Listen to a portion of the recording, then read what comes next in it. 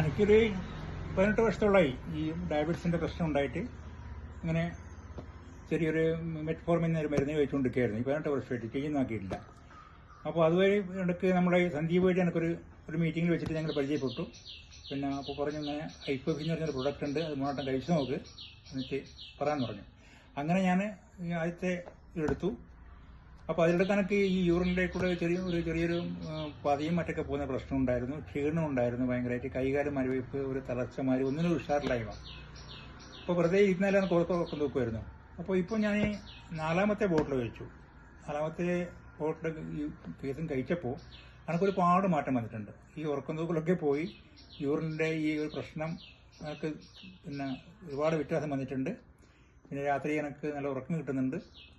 ഇപ്പം ഞാൻ 5ാമത്തെ ബോക്സ് വാങ്ങിയിരിക്കുകയാണ്. ഇത് കണ്ടിന്യൂ ചെയ്യണമെന്ന് എനിക്കുള്ളത്. കാരണം വെച്ചാൽ നല്ലൊരു ഉഷാറുണ്ട്. എന്തുകൊണ്ടെന്ന് വെച്ചാൽ നമ്മളെ വെയിറ്റ് ഒരുപാട് കുറഞ്ഞിട്ടുണ്ട്. വെയിറ്റ് കുറയുന്നതോട് കൂടെ ആൾക്കാർക്ക് ചോദിക്കും നീ ഇങ്ങനെ മെലിഞ്ഞു പോയത്, പിന്നെ എന്താ പ്രശ്നം. പക്ഷേ എനിക്കങ്ങനെ തോന്നുന്നില്ല മെലിഞ്ഞ് അയക്കുന്നത്. എനിക്ക് നല്ലൊരു ഉഷാറാണ് തോന്നുന്നത്. ഇപ്പം ഞാനിപ്പം വെള്ളപ്പിലൊക്കെ എപ്പോഴും ഞാൻ ഓടിച്ചാടി വർക്കൊക്കെ ചെയ്യും. അതുകൊണ്ട് ഞാൻ ഈ ഒരു ഓവിലൂട്ടർ പറയാണ്, നിങ്ങൾ ഐക്കോഫി കഴിക്കാൻ തയ്യാറാവുക, അല്ലെങ്കിൽ ഐക്കോഫി ഏതെങ്കിലും അതിൻ്റെ ആൾക്കാരുമായിട്ട് ബന്ധപ്പെടുക, ഒന്ന് തുടങ്ങ്. അപ്പോൾ നിങ്ങൾക്ക് മനസ്സിലാവും അതിൻ്റെ ഗുണം. ഇതൊരു പബ്ലിസിറ്റിക്ക് വേണ്ടി പറയുന്നതല്ല, എൻ്റെ അനുഭവമായത്.